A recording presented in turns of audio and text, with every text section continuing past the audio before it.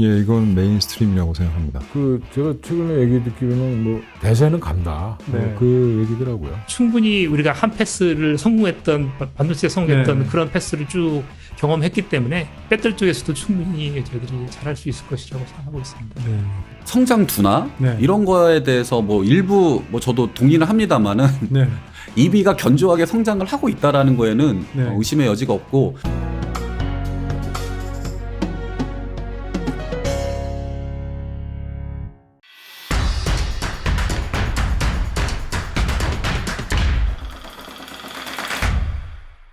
예, 이건 메인스트림이라고 생각합니다. 제가 최근에 얘기 듣기로는 뭐 대세는 간다. 네. 그 얘기더라고요. 충분히 우리가 한 패스를 성공했던 반도체 성공했던 네. 그런 패스를 쭉 경험했기 때문에 배터리 쪽에서도 충분히 저희들이 잘할 수 있을 것이라고 생각하고 있습니다. 네. 성장 둔화 네. 이런 거에 대해서 뭐 일부 뭐 저도 동의는 합니다만은 네. EB가 견조하게 성장을 하고 있다라는 거에는 네. 의심의 여지가 없고. 여러 가지 측면에서 봤을 때 반도체에서 저희들이 1등 신화를 만들었던 것처럼 네. 배터리 쪽에서도 저희들이 충분히 그런 위상에 갈 수 있다라고 저는 자신하고 있는데요. 네. 저는 개인적으로 믿는 것이 네. 대한민국이 가장 잘할 수 있는 것이 제조 역량이. 네. 네. 제조 역량은 그 어느 나라보다도 잘할 수 있다라고 생각하고요. 네. 그것이 저희들이 반도체를 통해서 그런 경험을 쭉 해봤기 때문에 네.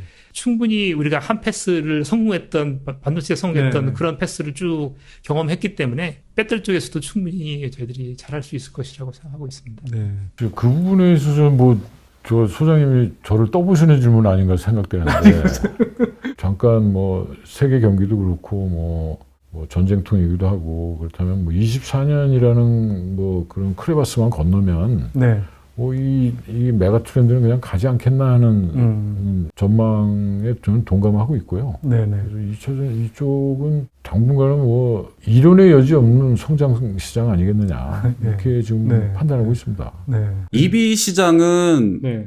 작년에도 30% 이상 글로벌리 성장을 했고 네네. 올해도 많은 그 기관들에서 예측하기로는 뭐 20% 이상 견조하게 성장을 합니다. 네. 다만 음. 시장에서 바라보는 시장 참여자분들이 예상하고 계신 그 급성장 대비 올해 네. 조금 주춤한다라는 네. 거고요. 본질적으로 보면 결국에는 EB 시장도 성장을 견조하게는 합니다. EB 시장이 성장하는 만큼 네. 배터리사들도 거기에 걸맞게 성장을 하게 되고요. 네. 배터리사들이 성장하는 만큼 네. 또 2차 전지 소재 네. 기업들도 성장을 합니다. 뭐 EV 전기차 시장을 조금 말씀을 드리면 네. 작년에 글로벌리 한 1,500만 대 정도가 판매가 됐고 올해는 한 1,900만 대 정도 판매가 네, 될 네. 걸로 보여집니다. 그래서 네. 작년 신장률은 한 37%, 네. 작년 대비 올해는 한 26% 성장할 걸로 음. 예측을 하고 있습니다. 성장률 자체는 네. 뭐 전년 대비 한 11%포인트 저희가 이제 빠진 것처럼 보이지만 네. 사실은 절대적인 판매량은 400만 대 수준으로 좀 공고하게 네. 성장은 하고 있다. 이렇게 네. 보여집니다. 시장에서 좀 우려하시는 성장 둔화 네. 이런 거에 대해서 뭐 일부 뭐 저도 동의는 합니다만은 네. EB가 견조하게 성장을 하고 있다라는 거에는 네. 의심의 여지가 없고 네. 또한 올해 이제 수요 변동 요인별 동향을 좀 한번 살펴보시면 네. 뭐 금리 동결이나 또는 인하 네. 이런 것들로 인해서 구매자들의 어떤 구매력이 증대될 걸로 기대가 되고 있고요. 앞서 제가 말씀드렸다시피 미국과 유럽 중심으로 EV의 많은 모델들이 출시가 될 예정입니다. 네. 미국은 대형 모델들이 특히 확대가 될 것 같은데요. 작년에 14종이 나왔다면 네. 올해는 한 21종까지 네. 좀 많이 증가할 걸로 보여지고 있고 미국은 네. 특히 대당 배터리 탑재되는 용량이 크다고 보시면 됩니다. 그렇죠. 그 이유는 네. 장거리 주행에 특화되는 시장입니다. 네, 맞습니다. 예, 그래서 아직까지는 미국이 얼리 어답터들이 네. 사실은 이미 전기차들은 많이 샀습니다. 네. 그러면 그 다음에 대중적인 어떤 구매력을 네. 좀 이렇게 기여를 하려면 네. 결국에는 미국 국민들이 원하는 픽업 트럭 이런 쪽에서 이제 많이 모델들이 출시가 돼야 그렇죠. 되고요. 다양한 모델들 또한 나와야 네. 된다고 봅니다. 그래서 네. 올해는 작년 대비 좀 많이 늘어난 21종이 예상이 되고 유럽 시장은 또 반대로 중저가 모델의 확대가 좀 네. 보여지는데요. 네. 작년에 한 34종 정도가 출시된 반면에 올해는 한 60종 정도로 대폭 성장할 걸로 보여집니다. 그래서 유럽에서 네. 오히려 전기차 모델들이 상당히 많이 늘어나네요. 네, 많이 네. 늘어납니다. 저게 아무래도 하반기 쪽이 좀 많이 몰려 있는 모양이에요. 그렇습니다. 네. 네. 그래서 EV 시장은 네. 이제 올해는 견조하게 성장을 하지만 이걸 좀 네. 한번 보셔야 될 거예요. 상반기까지는 네. EV가 가지고 있는 재고량이 좀 높다 보니까 그거를 소화하는데 조금 시간은 걸릴 것 같습니다. 네네. 다만 하반기부터는 그런 부분들이 좀 소화가 되고 본격적인 판매 확대가 될 걸로 보여져서 네. 올해 EV 전망을 저희가 딱 한마디로 한다면 상저하고의 네. 판매량을 보일 것이다라고 네. 예상을 하고 있습니다. 배터리 시장도 네. 저는 전기차 시장의 성장과 함께 글로벌 배터리 캐파는 지속 성장할 걸로 전망을 합니다. 국내 K배터리 3사 비중이 24년 올해 기준으로 보면 중국까지 포함을 했을 때 글로벌리 한 30% 정도 차지하는 네. 것 같고요. 네. 중국을 제외했을 때는 44% 정도까지 네. 규모가 굉장히 커지는 규모입니다. 배터리 캐파가 작년에 글로벌리 지금 네. 1600기가와트 정도 캐파가 작년에 이제 실적으로 이제 나온 거고 올해 한 2260기가 정도. 그래서 네. 전년 대비 한 40% 정도 올해 성장을 할 걸로 전망을 하고 있습니다. 근데 여기서 주목할 거는 뭐냐면 중국의 성장률이 조금 더디다라는 부분하고요. 네. 반대로 유럽과 미주 중심이 네. 신장률이 굉장히 높다라는 점입니다. 그래서 이 부분을 올해. 좀 주목을 해주셔야 될 것 같고요.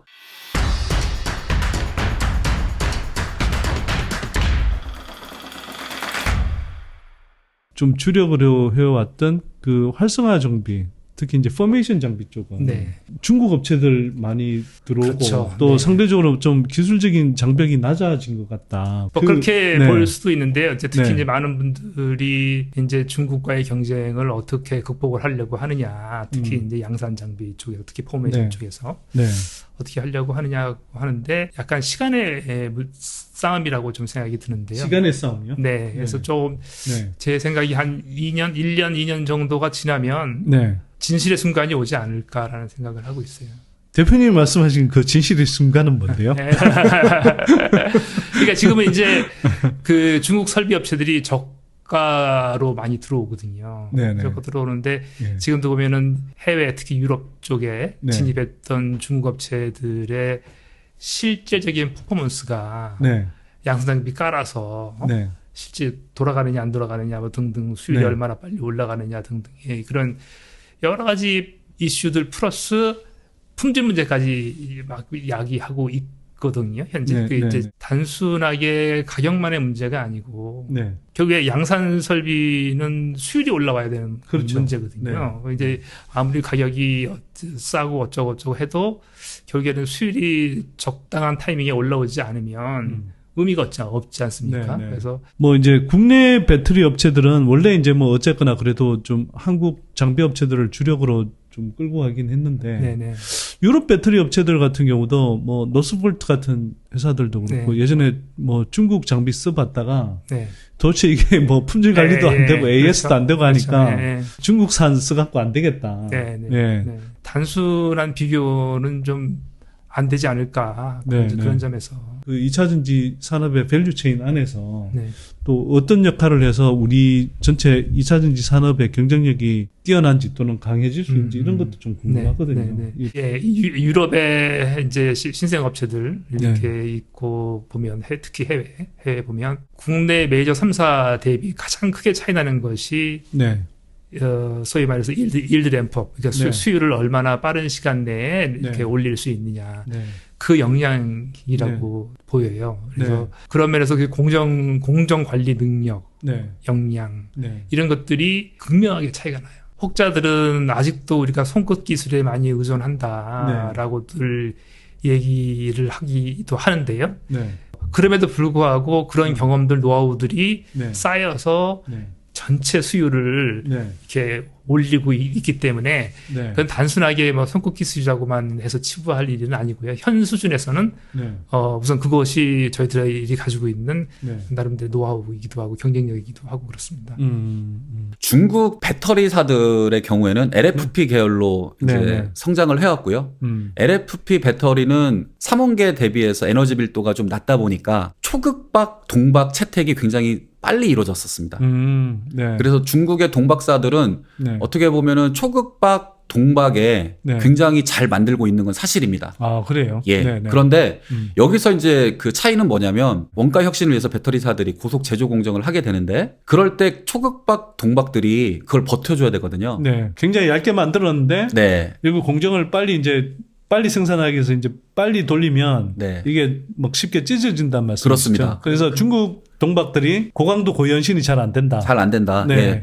그래서 그런 부분들의 동박이 이제 저희가 하이엔드 동박이라고 이제 부르는 거고요. 네네. 그래서 차세대 배터리의 에너지 밀도 향상을 위해서는 단기간에 2, 3년 냅니다. 하이엔드 네. 동박이 가장 중요하게 필요한 어. 상황이 되겠습니다. 그 아직까지는 이제 중국산의 이제 이런 뭐 범용 동박들이 많이 쓰이고 있고 뭐 이런 상황인데 이제 가면 갈수록 이런 하이엔드 동박 쪽이 많이 쓰일 가능성이 높겠네요. 네, 맞습니다. 네, 그리고 IRA 규정과 상관없이 롯데에너지를 비롯한 이 국산 쪽에 조금 고품질 동박들이 상대적으로 많이 쓰이는 방향으로 간다 이렇게 보면 되는 건가요? 네, 맞습니다. 네, 네. 중국을 제외한 유럽과 북미 시장의 타겟으로 저희가 지금 대응을 하고 있는 상황입니다. 네. 올해 같은 경우에 그 중국을 제외한 북미, 유럽 중심의 수급을 한번 보시면 네. 공급은 한 21만 톤, 네. 수요가 11만 톤. 높습니다. 네, 예, 네. 제가 앞서 말씀드렸다시피 공급을 좀 초과적으로 많이 했기 때문에 선행했기 때문에 높은데요. 여기서 의미 있게 봐야 될 거는 26년입니다. 네. 저희가 동박사들이 23년, 22년에 선제적으로 공급 캐파를 많이 늘려놨기 때문에 25년, 26년에는 추가적인 네. 동박 공급이 그렇게 있지 않습니다. 유의미한 네. 동박 공급은 없습니다. 네. 그에 반해서 수요는 네. 굉장히 급등하는 걸 보실 수가 있죠. 그래서 그렇죠. 네. 26년에 가면은 수요가 공급을 초과하게 되는 현상이 벌어지고 네. 공급 초과율이 90%까지 좀 낮아지는 이런 상황이 되고요. 27년, 28년, 30년까지도 이런 현상들이 공고하게 이루어질 걸로 저희는 전망을 하고 있습니다. 네. 여기서 중국사들이 그러면 중국 동박사들이 북미에 진출을 할 수 있는 거 아니냐라는 질문을 이제 주실 수 있잖아요. 뭐 어쨌거나 네. IRA 그쪽은 IRA 장벽도 아직 없으니까. 네, 그렇습니다. 근데 네. 중국 동박이 북미로 갈 때는 25%의 관세가 있습니다. 네. 그래서 이거를 가격으로 대충 저희가 계산을 대충 해보면 네. 한 4불대에서 5불대가 관세로 이제 중국 동박사들이 부담을 해야 되는 겁니다. 킬로그램당? 예, 킬로그램당. 그러면 네네. 킬로그램당 4, 5불이라면 네. 이건 굉장한 부담이거든요. 그것도 있지만 고객의 바인딩도 굉장히 중요하거든요. 네, 네. 미국 내에서 배터리사들이 중국의 동박을 쉽게 채택하거나 음. 가격이 저렴하다고 해서 할 수는 없는 부분들이 있고 음. 현지에 진출하게 되면 우리랑 똑같은 투자비와 동등한 기술력을 가져야만이 거기에서 경쟁을 할 수 있다고 보는데요. 네. 그 부분은 뭐 제가 굳이 설명을 하지 않아도 여기에 계신 투자자분들이나 뭐 투자이해 관계자분들께서 판단하실 수 있다고 저는 생각합니다. 유럽 내 역내에 중국사들이 증설 투자를 해서 그쪽에 공급을 하는 부분들을 이제 경쟁을 할 수 있다고 보실 텐데 아직까지 발표된 거에 따르면 네. 한 군데 정도라고 저희는 센싱을 하고 있고요. 중국에서. 네. 중국에서. 지금 만약에 발표를 하면요. 제가 아까 말씀드렸다시피 네. 공장 건설에 2년, 램프업 기간 한 1년, 그래서 3년 뒤에 경쟁을 하게 됩니다. 네. 그래서 이게 뭐 지금 들어갈게 하면 뚝딱 만들어져 가지고 배터리사에 공급하는 상황이 절대 아니기 때문에 그런 부분들도 좀 감안을 해야 됩니다. 그리고 똑같은 상황입니다.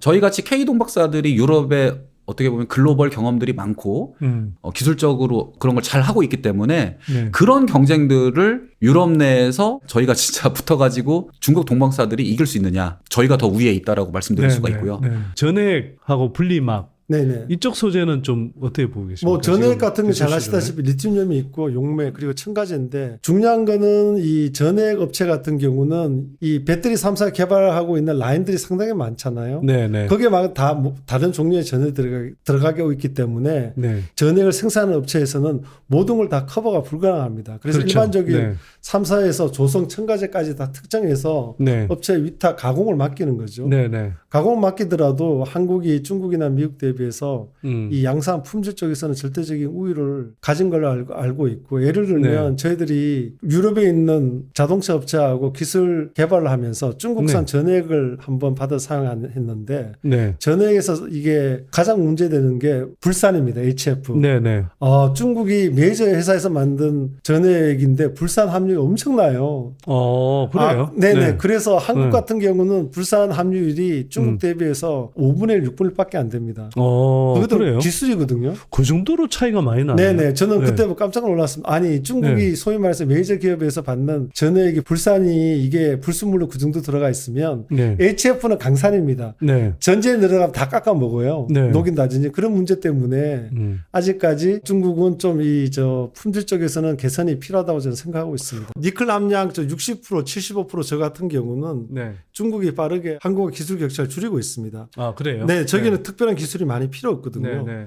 구울 때 산소도 필요 없고 일반 공기를 사용하기 때문에 그리고 수세가 없으면 필요 없습니다. 네네. 수세 공정이 필요 네네. 없다. 그렇기 네. 때문에 상당히 어떤 기술 줄이고 있지만 80% 이상은 상황이 다릅니다. 이게 수세 공정 기술이 상당히 중요한 게 네. 양극 소재 자체가 좀 비유가 좀 심할 수도 있는데 설탕과 비슷합니다. 설탕이 물에 빨리 녹잖아요. 네. 양극 소재도 니클 함량이 뭐 60% 이상은 물에 빨리 녹습니다. 근데 수세를 할 수밖에 없는 이유가 이런 잔류 리튬, 네. 그러니까 전지 내에서 가스를 발생시킬 수 있는 이 잔류 리튬을 줄이는 방법, 물에 씻겨서 그 잔류 리튬을 걸러내는 방법밖에 없거든요. 그런데도 불구하고 수세하는 그 기술을 가졌다는 것 자체가 한국이 절대적 우위입니다. 저 양산 기술을 말하는 겁니다. 네. 랩이나 PP 같은 경우는 중국도 할 수 있어요. 근데 네. 아직까지 니클 함량 80% 이상, 뭐 86, 87 같은 경우는 아직까지 중국이 네. 굉장히 열이라도 저는 생각하고 있습니다. 거꾸로 한국 업체들은 그러면 한국의 양극재 업체들은 다 뭐 기술력이 다 빵빵하다고 볼 수 있는 건가요? 니클 함량 80% 이상은 한국이 절대 우리갈 수밖에 없는 이유가 네. 일단 수세 공정이 들어가고요. 그리고 소송 프로파일을 어떻게 운영할 것인가. 뭐 일정 온도로 굽지만 그걸 우리가 산소 투입량을 처음 투입부터 끝까지 어떻게 우리가 운영할 것인가도 중요하고 나온 분말을 우리가 네. 회세 또는 분쇄 공정이 필요합니다. 그걸 어떻게 할 것인가도 상당히 중요하기 때문에 네. 이게 한국이 아직까지 그쪽에서는 기술을 확실히 가지고 있고요. 특히 코팅 같은 경우는 얼마 전에 인터배터리 2024에서는 뭐 SK온 같은 경우는 건식 코팅을 도입하겠다고 선언하지 네. 않았습니까? 네. 네.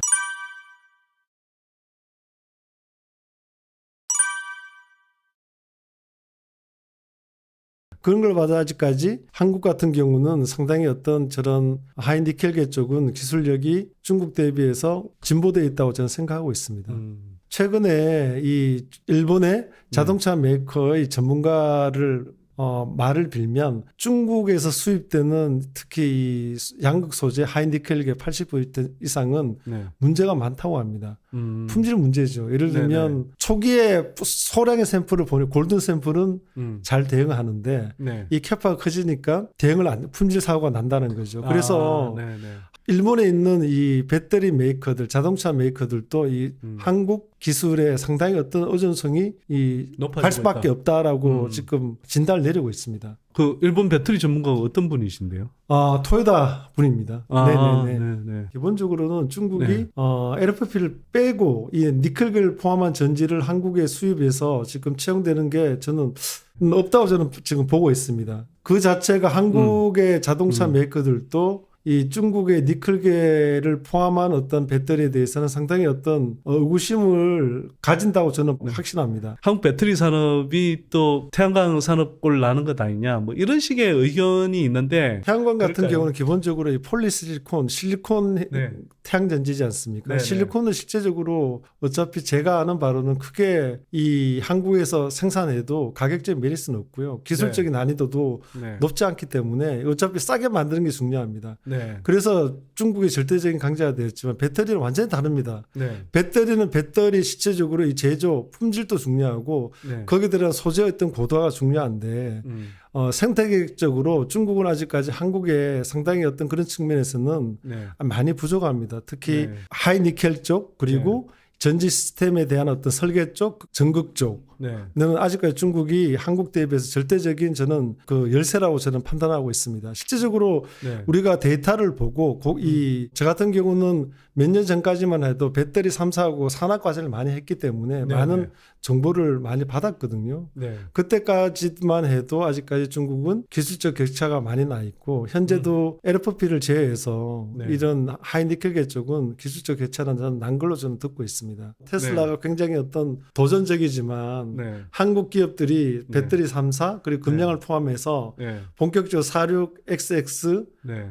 이 원통 전지가 출하되면 뭐 테슬라나 고쇼는 타격을 받을 수밖에 없다 저는 생각합니다. 아니 네. LG하고 삼성이 원통형 전지 1990년대 95년부터 원통형 전지 먼저 개발을 시작했습니다. 이미 기술의 축적이 거의 30년 네. 이상 된 기업이고 네. 거기서 배출된 인력이 아직까지 재직을 하면서 상당히 어떤 기술적 발전을 이루었기 때문에 네.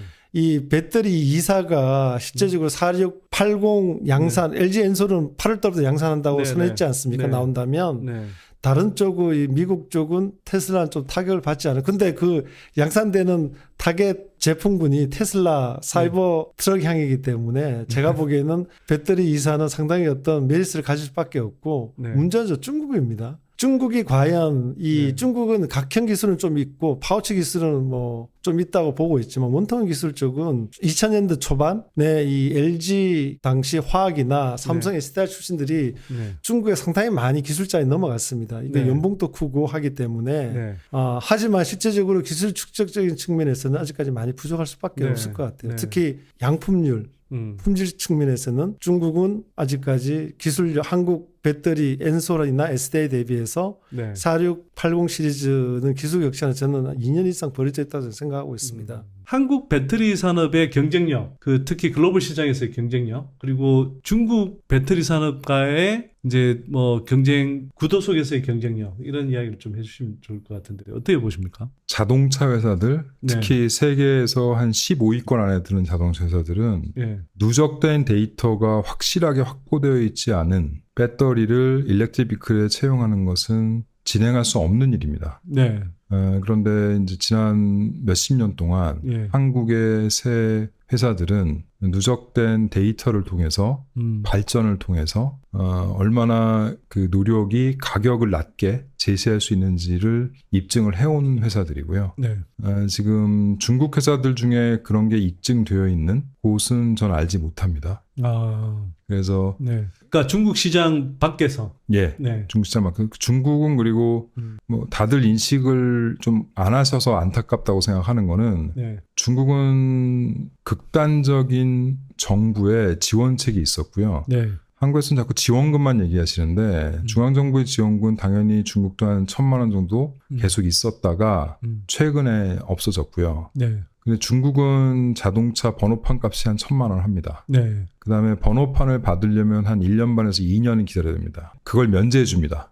전기자동차를 구매할 때는. 그렇기 때문에 이거는 보통 일반 자본주의 국가에서 줄 수 있는 혜택이랑은 사실은 비교 자체가 되지 않는데 왜냐하면 우리가 차를 사려고 했을 때 1년 반, 2년을 쉽게 기다릴 수 있는 문제가 아니고 번호판 값까지 면제해 주는 것도 쉽지 않은 얘기이기 때문에 그 혜택을 지금도 주고 있고요. 네. 네, 그것도 오로지 중국 회사에게만, 중국 자동차 회사와 중국의 배터리를 탑재한 회사에게만 그런 혜택을 받고 지금 규모를 키운 거고요. 네. 이제 그걸 통해서 외국으로 그 큰 규모로 활용해서 지금 나가려고 하다 보니 이제 말씀하신 대로 굉장히 어그레시브한 얘기를 많이 하는데 그거는 반대로 얘기를 하면 지난 10년, 20년 동안 네. 누적된 데이터가 없기 때문에 누적된 데이터가 있지 않으면 본격적으로 메이저로서는 채용을 하지 않는 세계 15위권 안의 자동차 회사들의 문화를 알기 때문에 네. 그거를 역으로 적극적으로 지금 얘기를 해서 들어가려고 하시는 것 같은데 아까도 말씀하셨던 개발 단계처럼 네.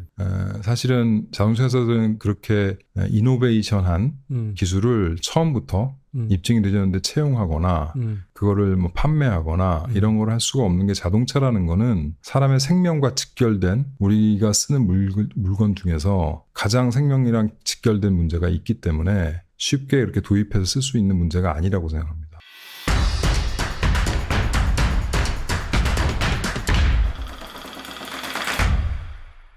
예를 들어서 이제 LFP를 예를 네. 들면 네. 이제 저가형으로 LFP 얘기를 많이 하지 않습니까? 네. 결국에 중국의 LFP한테 밀릴 것이다. 네. 그죠? 그렇게 얘기를 하는데 네. 저는 개인적으로는 그렇습니다. 근데 그 네. 시장에서 LFP 배터리로 자동차 네네. EV를 제조하는 고객사의 입장에서 보면 네. 가격이 싼 것도 있지만 네. 여전히 성능에서 좀 불만이 있거든요. 불만이 엄청 많죠, 사실. 기존의 셀 제조사들이 하이니켈 베이스였잖아요. 네, 그렇죠. 그걸 약간 니켈을 약간 좀 줄이면서 약간 로우 미드 니켈을 쓰면서 네네. 미드 니켈 쪽으로. 그렇죠. 네. 하면서 LFP보다는 약간 성능이 앞서고 네네. 가격도 좀 원가도 좀 떨어뜨리고 하는 뭐 차별화된 제품들을 계속 내고 있거든요. 내려고 네네. 계획도 하고 있고. 네네. 그렇기 때문에 저희가 그 말씀을 드리는 거예요. LFP가 석권할 것이다? 글쎄요. 잘 모르겠어요. 한국의 지금 2차 전지 산업의 기술 수준? 이게 어느 정도 된다고 보십니까? 특히 이게 뭐 중국하고 좀 비교했을 때. 일단 여러 가지 시스템적 2차 전지만 보는 게 아니고 그 안에는 네네. 전반적인 부품도 다 봐야 경쟁력을. 되거든요. 네네. 그걸 보면 실제적으로 중국 대비해서 저희들이 네. 양산율, 양산품 플러스 제품 기술력이 월등합니다. 품질 측에서. 예를 들면 이게 중국 같은 경우는 LFP가 주력이지 않습니까? 그렇죠. LFP는 소위 말해서 개나 소나 다 만드는 셀 제조 기술이라고 생각합니다. 물론 한국 같은 기업들이 LFP를 하는 이유가 어떤 특수한 어떤 기술이 전복된 기술이고 네. 중국 같은 경우는 제가 보기에는 특별한 기술이 없다고 보고 있습니다. 네. 그리고 LFP 전지 자체가 이게 현재 있는 뭐 코발트나 니켈 대비해서 네. 우리가 이 전압대가 1볼트 정도 낮아요. 1볼트 네네. 정도 낮으면 전지가 굉장히 안정화됩니다. 네. 안 터진다는 거죠. 그 안에 용매를 뭐 넣고 어떤 상태에도 안 터집니다. LFP 네. 자체가. 네. 근데 중국산 블레이드 전지는 뭐 작년까지 해도 수십 건이 지금 차량에서 발화가 일어났지 않습니까? 그러니까요. 그 거꾸로 이야기하면 네. 이게 셀 제조 기술이 있는지 네. 제가 보기에는 만들기는 만드는데 품질적으로 네. 아직까지 상당히 어떤 문제가 있다고 결론을 낼 수밖에 없습니다. 그 폭발이 안 일어나야 돼요. 그러니까 들어가면. 이론적으로 폭발이 안 일어나야 되는데 네네. 화재 사고가 계속 잇따르니까 이건 제조상에 무슨 심각한 문제가 있다. 두 이렇게. 가지인데요. 일단 네. 우리가 극판 공정이 있는데 극판 공정 쪽에 우리가 양과 음과 밸런싱 작업이 있습니다. 네. 그걸 아마 양산의 단계에서 미스를 하게 되면 네. 양극에서 충전될 리튬을 뽑아가지고 음극에 그래파이트에 넣어야 되는데 과다하게 들어가는 경우 음극 표면에 리튬 메탈이 석출됩니다. 네. 리튬 메탈 자체는 일종의 예를 들면 번개 같은 효과인데요. 음극 양극이 리튬 메탈을 통해서 이게 전기가 흐르면서 그냥 안에서 발화가 일어납니다. 네, 네, 네. 상당히 위험한 거죠. 그 문제가 있을 수 있겠고 두 번째는 이 셀 제조단에서 뭐 블레이드 전지 같은 네. 경우는 어떤 결함이 있지 않나 저는 생각하고 있습니다. 안 그러면은 터질 수가 없어요. 블레이드 전지는 뭐 어떤 면에서 그럴까요? 블레이드 전지는 워낙 이게 블레이드 네. 형태로 만들기 때문에 어떤 네. 초박형 형태이기 때문에 네, 네. 그런 쪽에 어떤 문제가 있지 않나. 이거 충분히 예측이 가능한 겁니다. 안 터질 때는 터지니까 그걸 역으로 가면 이 전극단 그리고 셀 공정 양상 단계에서 어떤 품질적인 문제가 생겼다고 예측할 수밖에 없지 않습니까? 근데 아직도 그걸 완전히 못 잡고 있다, 중국이. 그래서 LFP에 더 많이 치중한 것 같고 한국의 배터리 3사 같은 경우는 LFP를 좀 더 기술을 한 단계 업해서 지금 네. 예를 들면 SK나 뭐 LG 엔솔 같은 경우에 그 양산을 하겠다고 선언하지 않습니까? 네, 네. 그러면 두 회사는 단언컨대 절대 이런 폭발 사고는 전혀 없을 겁니다. 말도 네. 안 되는 겁니다. LFP 전지를 사용해서 이 차량에서 어떤 화재 사고 난다? 이거는 참 한숨밖에 안 나옵니다. 저는. 최근에 와서는 이제 어쨌거나 가성비 좋은 배터리, 특히 흔히 말하는 캐즘 구간에 이제 도달했다고 하니까 가격대가 좀 싼 그런 배터리를 이제 요구하는 고객사들이 많아지면서 네네네. 그 하이니켈 쪽만이 답이 아니다. 뭐 이런 식의 이제 좀 판단을 하고 되게 다양한 미드니켈부터 또 뭐 경우에 따라서 아까 말씀하신 이제 LFP 배터리까지 이렇게 만들려고 하는 것 같은데 네.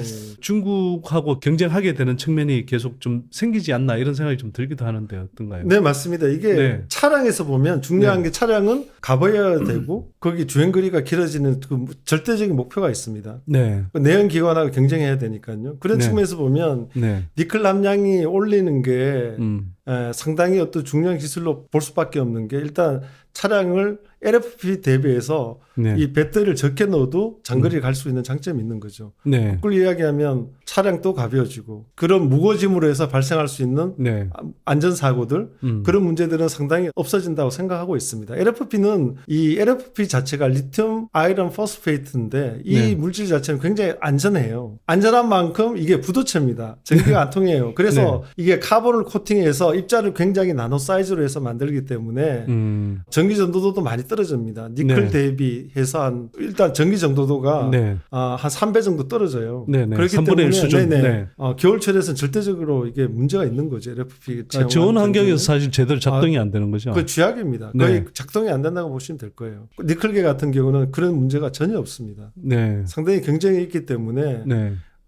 앞으로는 이 니클계를 어떻게 우리가 좀 더 싸게 만들어서 네. 이 시장을 치고 나갈 것인가를 좀 고민해야 되지 않을까.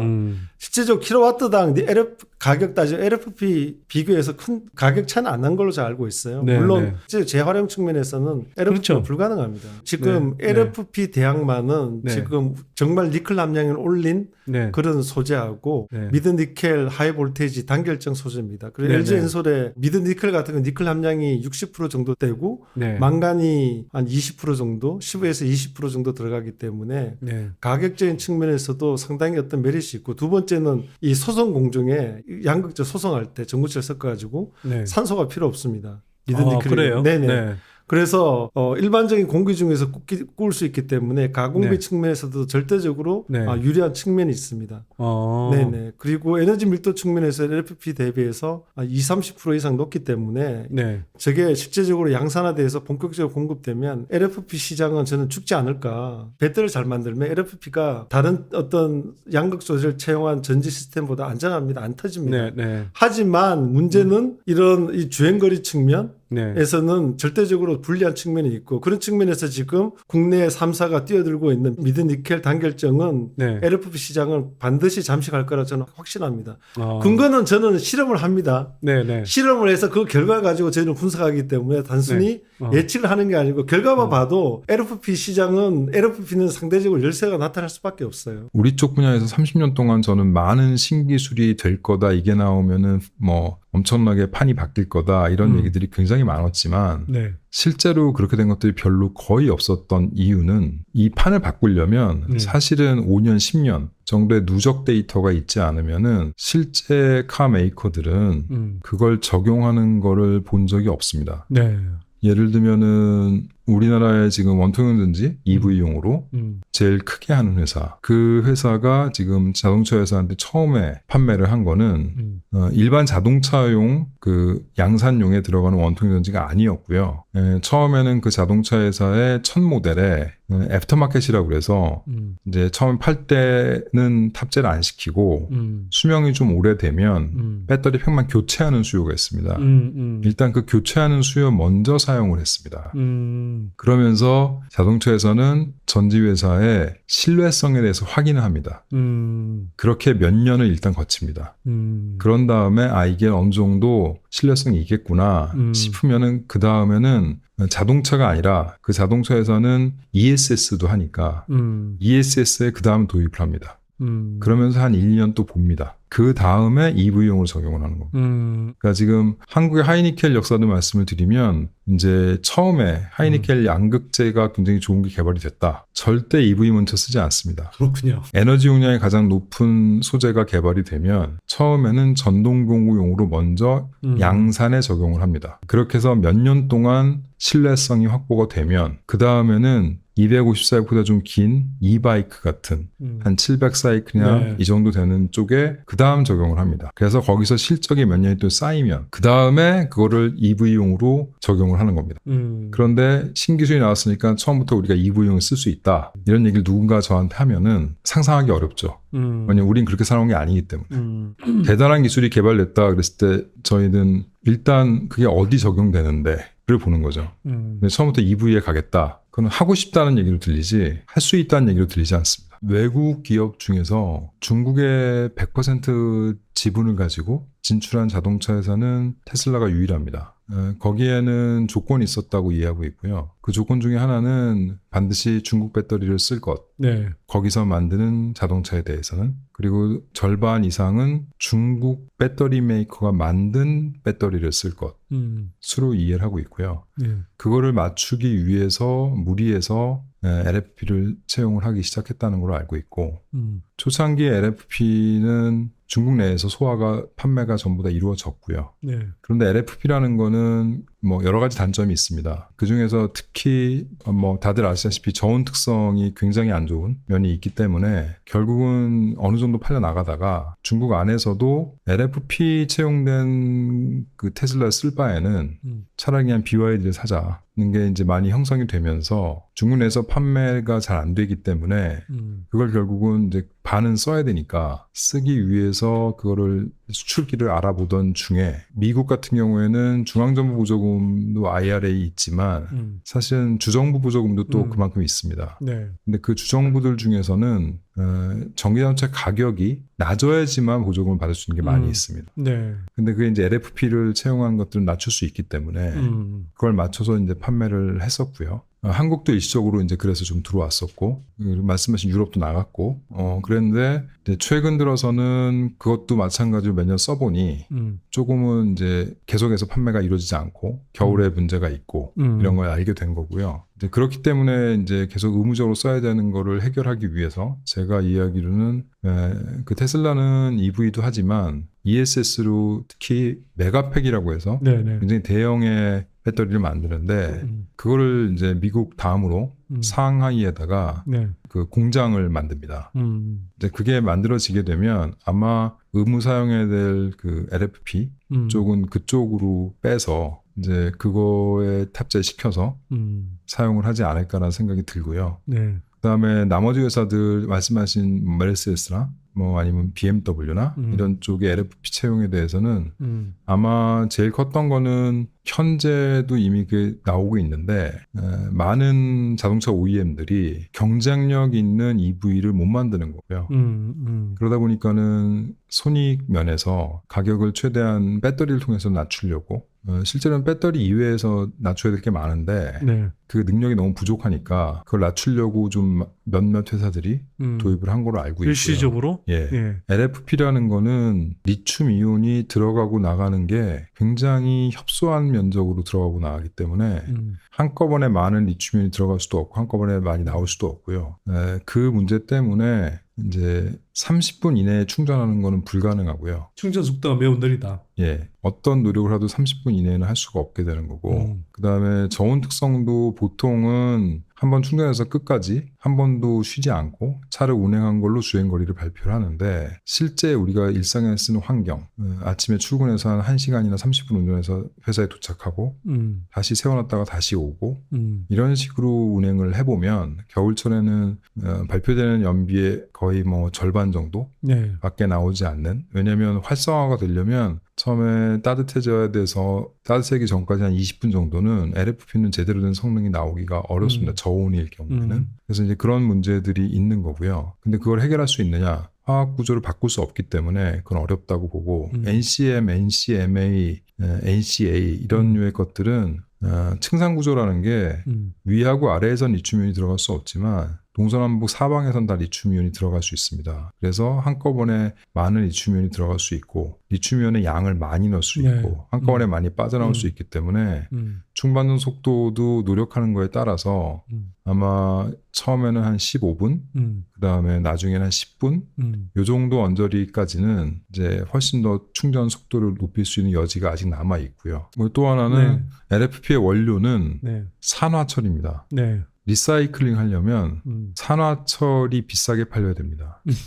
그런데 산화철은 그냥 철이기 때문에 네. 굉장히 낮은 가격이기 때문에 네. 리사이클링 하는 비용이 나오지 않습니다. 사실 비용이 더 드는 거죠. 예, 그래서 리사이클링을 할 수가 없는 거고요, 비즈니스적으로. 네. 그거를 정부가 다 부담하기 너무 큰 돈이 되기 때문에 네. 이제 어떻게 보면은 나중에 이게 진짜로 자동차용으로 쓰이려면 클로즈 루프라는 얘기가 많이 되듯이 이게 사이클이 돌아가야 되는데 네. 이제 그게 또 치명적인 단점이 있습니다. 네. 전 세계 15위 안에 드는 자동차 회사들의 일렉트릭 비클에 라인업을 해가지고 LFP가 채용된 거를 보시면 상당히 비율이 낮고요. 네. 그 얘기는 데이터가 축적되기는 쉽지 않다는 얘기고요. 그러면 결국 지금까지 축적된 데이터를 갖고 있는 쪽에서 신뢰성이 확보가 되기 때문에 네. 그쪽이 확산될 확률이 훨씬 높다고 보는 게 상식적이라고 생각합니다. 네. 그 미드니켈이라고 이제 네네. 소위 말하는 LFP에 대항할 수 있는 예, 코발트가 가성비가 높은. 그러니까 네. 코발트가 안 들어가는 내지는 코발트 프리 내지는 코발트 레스 네. 본격적으로 저희가 연구소에서 개발을 해서 지금 샘플 진행 중이고 그게 뭐 소위 말하는 613인가 뭐 그런 겁니다. 그러니까 네네. 그런 거 하고 그다음에 뭐 NMX라는 게 있잖아요. 네네. 니켈하고 망간하고만 하는 거 네. 뭐 그런 것 등등을 지금 두 가지를 지금 하고 있고 이제 LG랑도 일을 하면서 저희가 이제 소입경 단결정을 하게 됐지 않습니까? 네. 이제 그런 것들을 핸들링하는 게 굉장히 저희가 좀 특화가 돼 있어가지고 저희는 이제 소입자 단결정 그거는 코스모라고 지금 삼성이나 LG가 저희를 인정하고 있고요. 뭐 S사나 L사나 다 그거는 이 집 이렇게 지금 네, 그거는 이 방앗간 네. 이렇게 지금 이 돼 방앗간. 있어서 네. 나름 굉장히 지금 뭐 자부심을 갖고 지금 진행을 하고 있습니다. 네.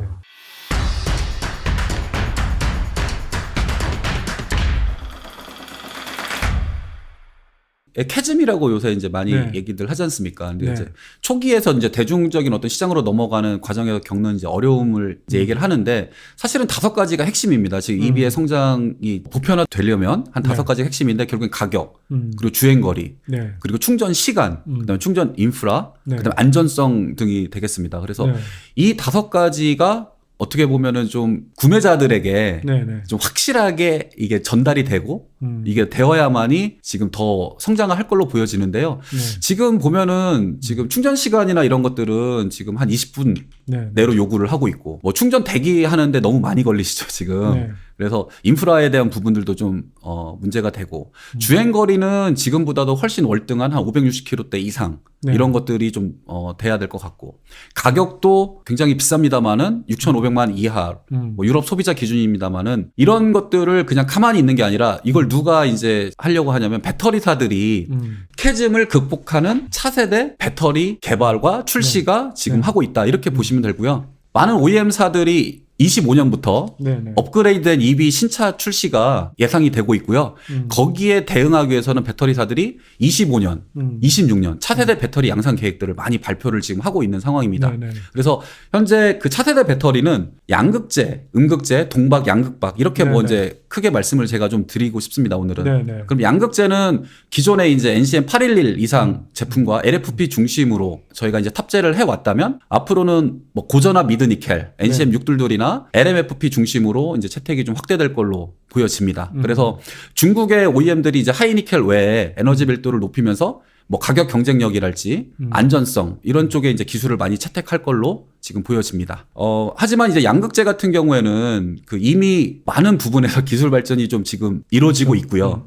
많이 일어났고 음극재 쪽의 기술 발전이 에너지 밀도를 올리는데 좀 앞으로 더 중요하지 않을까. 이거 뭐 개인적인 제 그렇죠. 의견입니다. 네. 기존에 그래파이트 100% 활용했던 부분들이라면 앞으로는 실리콘에 대한 어떤 믹스하는 부분들이 네. 좀 10%까지 채택하는 부분들이 좀 확대될 걸로 보여지는데요. 네. 다만 이런 부분들은 기술적 난이도가 굉장히 높고 네. 네. 지금 이거를 개발하는 그 업체들이 그렇게 뭐 많지는 좀 않은 상황입니다. 네. 그래서 사실은 음극재 쪽에 이런 그 차세대 배터리에 들어가는 요구 스펙들이 좀 같이 기술적으로 발전이 되고 완성이 되어야 좀 차세대 배터리가 더 좀 빠른 시일 내에 채택이 될 것 같다 이렇게 보여지고요. 네.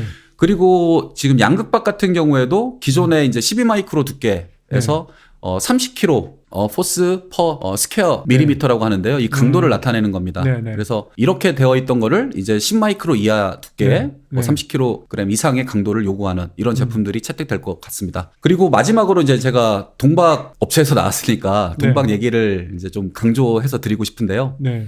기존의 동박은 지금 8마이크로 두께에서 뭐 30kg에서 40kg 강도 연신율은 한 3%에서 5% 정도의 제품이면은 충분히 3원계 배터리에 탑재를 하고 안정적인 에너지 밀도를 내는데 문제가 없었습니다. 네. 하지만 앞으로 이제 말씀드렸던 장거리 주행에서 고에너지 밀도의 배터리가 되려면 동박의 기술이 정말 중요한 부분으로 작용을 할 겁니다. 아, 그래요? 예, 그렇습니다. 왜냐하면 많은 배터리사들의 저런 차세대 배터리 요구되는 스펙에서 저걸 미트하는 소재는 네. 지금 동박이 단기간 내에는 좀 제가 봤을 땐 유일합니다. 2, 3년 내 그 배터리 소재 어떤 혁신을 기여할 수 있는 소재 중에 하나는 분명히 네. 동박이고, 왜냐하면 동박의 어떤 극박화가 지금 네. 굉장히 중요한데요. 네. 8마이크로에서 6마이크로 가면은 지금 에너지 그 활물질, 그러니까 음극 활물질을 바르는 양이 훨씬 많아지게 되고요. 네네. 그러면 에너지 밀도를 뭐 20%까지 또 올리는데 기여할 수도 있습니다. 그래서 지금 배터리사들 같은 경우에는 차세대 배터리의 이제 에너지 밀도 개선을 위해서 네. 양극재와 음극재를 더 도포하는 방안으로 갑니다. 네. 그러다 보니까 동박 같은 경우에는 초극박이면서도 배터리 고속 제조 공정을 견딜 수 있는 고강도, 고현신의 하이엔드 동박이 굉장히 요구하게 되는 상황이 되겠습니다. 네. 본격적으로 소장님도 많이 말씀하셨던 뭐 빅뱅이라고 하셨던 25년, 26년 뭐 이때 되면 지금 이제 올해부터 시작해서 이제 경쟁력 있는 보급형 차들이 각사마다 쭉 나오는 거는 이제 내는 회사들은 그 가격에 팔아도 많은 양이기 때문에 지금까지는 적자 모델이라도 팔 수 있을 정도의 수량과 가격 순이었습니다. 그러니까 뭐 미국 같은 경우에는 58,000달러, 그러니까 7,500만 원 정도 되는 게 작년에 팔린 EV의 평균 가격이고, 한국은 5천만 원 정도 넘었고, 이런 시장에서는 판매량이 좀 적으니까 가격이 높기 때문에 손해가 좀 있다 하더라도 그거는 수용할 수 있었던 거고, 보급형 차를 이제 본격적으로 주행거리 400km, 500km 판매하겠다는 거는 보급형 차를 팔아도 이익이 나는 구조를 만들었다는 걸 의미합니다. 왜냐하면 몇만 대가 아니라 이제 몇십만 대를 팔겠다는 얘기인데, 네. 그거는 거기서 만약에 손해를 보면 이거는 회사가 감당할 수 없기 때문에 그 의미는 이제 거기서 이익을 보는 구조를 만들었다. 그 얘기는 이제 말씀드렸다시피 최근 500km 간다고 지금 발표한 이제 한국의 뭐 EV 보급형이 나왔는데 제가 알기로는 그게 니켈 함량이 80%가 넘습니다. 네. 그런데 이제 뭐 지금까지는 뭐 1억 정도 되는 EV들이 그런 걸 쓰는 거 아닌가라고 했는데 그렇지 않다는 거죠. 대신에 이제 코발트 함량이 좀 더 낮겠죠. 그런 개발들이 성공을 해 나가면서 점진적으로 준비가 돼서, 그러니까 준비가 된 회사들과 준비되지 않은 회사들의 이제 갭이 벌어지는 것 같고요. 준비되지 않은 회사들은 아마 뭐 브랜드를 없애거나 뭐 팔지 않거나 뭐 이렇게 할 수밖에 없지 않을까. 네, 이게 결국은 전기차 가격의 문제다라고 이제 좀 정리를 하시는데, 그게 결국 이제 가격으로 대부분 설명할 수 있다, 이렇게 이제 보시는 거죠. 예, 지금 뭐 네. 중국은 특별한 정부 지원이 있었기 때문에 부양책, 네. 그래서 이제 차별, 그래서 커진 거고요. 나머지 시장들도 뭐 어느 정도 보조금이라는 게 있긴 있었지만, 그거보다는 뭐 근본적인 배터리 일렉트릭 비클의 가격대가 네. 월등히 높았기 때문에 지금 표에서 보듯이 IC가 이제 일반 이제 내연기관 차인데, 이 내연기관 차들의 가격이 제 왼쪽에 보는 파란색 그래프의 네. 가격선입니다. 각 세그멘트별로 어느 쪽을 비교를 해봐도 배터리 일렉트릭 비클이 회색인데 다 가격이 높았던 거고요. 네. 각 자동차 회사들이 배터리 일렉트릭 비클을 만들어서 파는 데 대한 준비가 이제 좀 완전하지 않았던 면이 있었던 것 같고요. 미국은 작년 평균 판매 가격이 58,000달러였고, 한국은 작년에 그 경차 빼고는 코나 일렉트릭이 4,950만 원인가? 거의 그거 빼고는 뭐 리로에서부터는 다 5천만 원 이상이었기 네. 때문에 많이 팔릴 순이 아닌 네. 거죠. 네. 이제 그런 상황이었던 거고요. 그러니까 근데 그거를 많이 팔겠다고 계획을 발표한 다음에 조금 파는 거를 캐즘이라고 하는 거 아닌가. 그런데 한국에서는 말씀드렸다시피 5천만 원 이상의 EV밖에 거의 없었기 때문에, 그런데 뭐 3,500만 원 정도인데 주행거리가 그들보다 훨씬 길다, 오히려. 이거는 이제 진정한 보급형 자동차가 된 거 아닌가라고 생각해요. 그게 본격적으로 팔려 나가면, 그동안 전기자동차가 많이 안 팔렸던 가장 큰 이유 두 가지가 있었는데, 하나는 높은 가격, 그다음에 짧은 주행거리. 네. 근데 이제 그게 두 개가 해결이 된. 근데 그렇다고 해서 뭐 실내가 아주 좁거나 뭐 다른 문제가 있는 그런 것도 아니었고, 그래서 이제 진정한 보급형이 될 가능성이 높은 거고요. 근데 그 회사뿐만 아니라 많은 회사들이 비슷한 전략을 지금 쓰고 있기 때문에 네. 그걸 할 수 있는 플랫폼을 개발하는 회사들은 할 수 있는데 아마 그걸 할 수 없는 이제 플랫폼을 갖고 있지 않은 그런 회사들은 그 메가 트렌드에 못할 수도 있고요. 그러면서 이제 준비된 회사들과 준비되지 못한 회사들의 갭이 좀 벌어질 것 같고 한국은 준비가 돼 있는 것 같고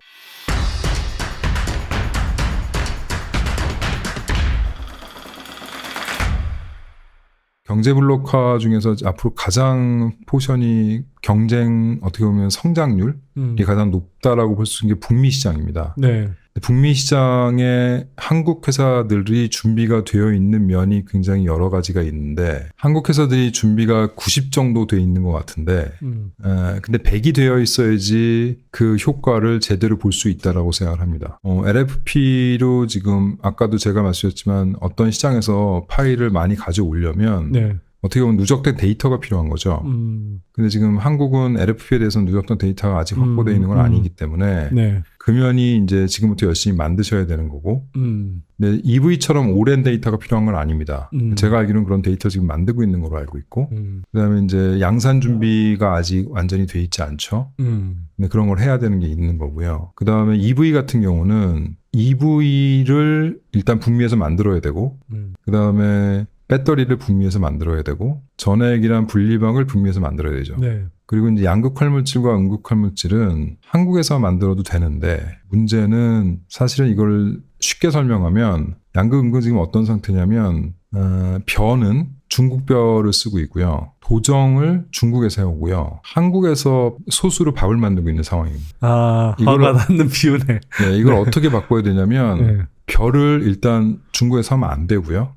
근데 그거는 지금 가능성이 꽤 높습니다. 근데 도정을 반드시 도정기를 사다가 한국에서 해야 되는데 현재 양극재 같은 경우에는 순수 도정을 할 수 있는 회사는 한국에 지금 한 두세 군데밖에 없습니다. 그리고 아직은 그 전구체라는 게 캐퍼가 굉장히 부족하고요. 그래서 아까 부족한 게 하나는 그거고 음극재는 벼는 구해올 곳이 있을 것 같은데 도정에 대한 대안은 지금 현재 없고요.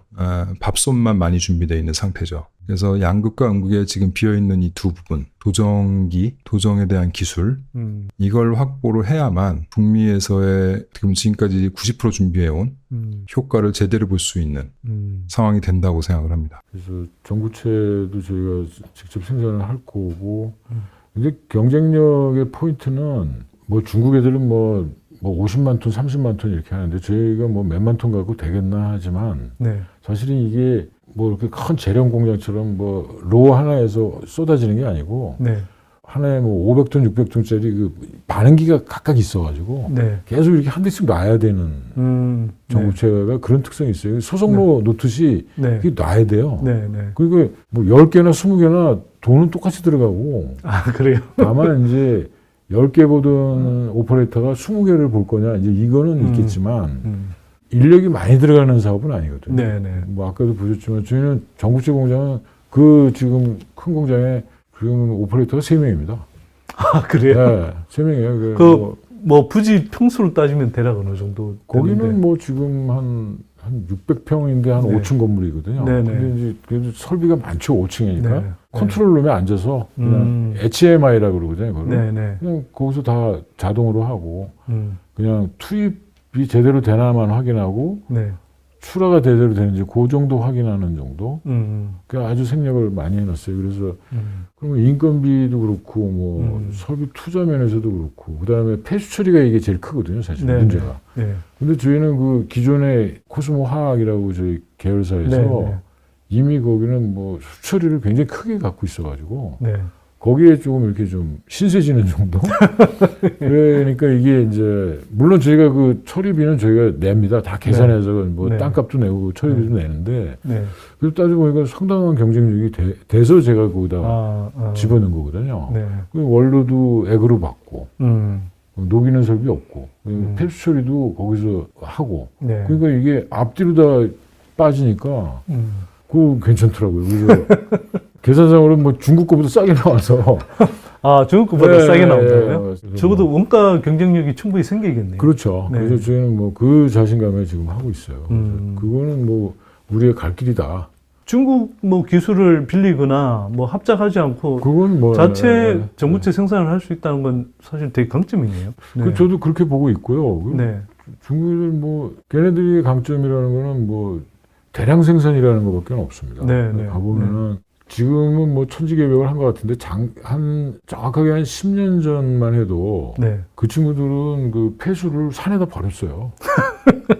그러니까 그 공장 부재도 그냥 네. 버렸어요. 그러니까 네. 저희하고 코스트 경쟁이 안 됐던 거죠. 근데 이제 네. 거기가 뭐 북경올림픽인가 뭐 그거 기점으로 해가지고 뭐 환경도 강화하고 뭐 대기도 강화하고 수질도 강화하고 했는데 네.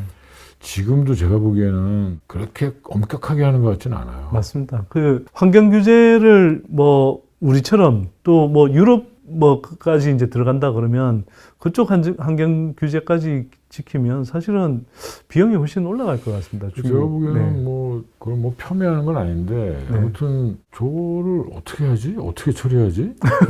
잘 안 보여. 이제 그리고 바닷가도 아니고 네.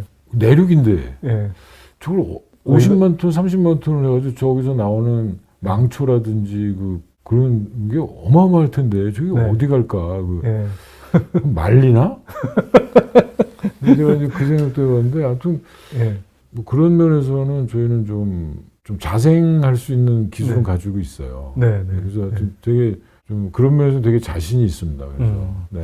IRA 법안 발효에 따라서 네네. 이제 이 전구체도 어쨌거나 배터리 생산 원가에서 일정한 비중 이상이 되면 안 되기 때문에 네네.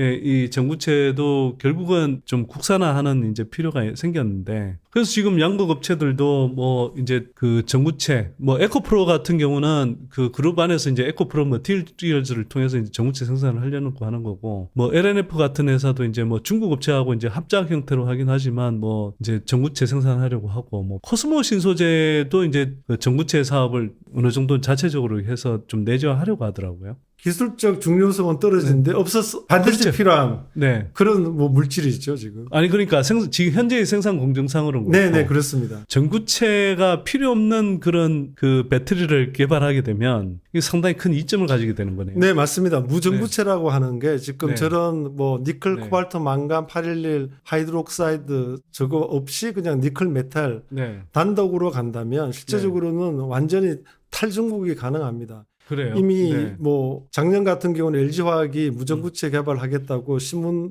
언론에도 보도가 되었고 이제 많은 한국에 있는 양극 소재 업체 LNF, 포스코, 퓨처엠, 에코프로 상당히 기술력이 우수한 회사들입니다. 3대 네. 이 소재 업체는 상당히 기술력이 우수하고 시장 지배력도 강하기 때문에 그런 업체들이 뛰어든다면 네. 상당히 어떤 시프트가 빠르게 진행되지 않을까 생각하고 있습니다.